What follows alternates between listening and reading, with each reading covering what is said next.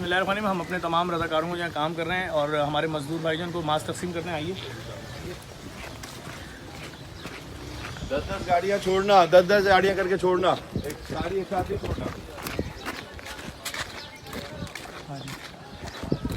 आइए मास्क ले लो, दो तुम भी दो मस्ता नहीं है, मास्क भी दे रहे हैं।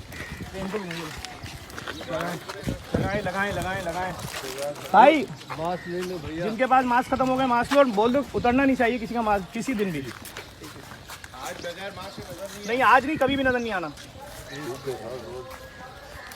नहीं। मास्क ले अपने अपने सब, अपना अपना मास्क ले लो भाई। और डिटॉल साबुन से हाथ धोना जो रखा हुआ है। भाई ये भाई इसके बगैर कोई भी नजर आएगा मैं बाहर निकाल दूंगा।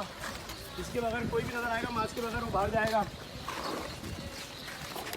गुंडे रख के तुरते भाई। अस्सलाम वालेकुम। मास्क के बगैर काम नहीं करना मेरे भाई।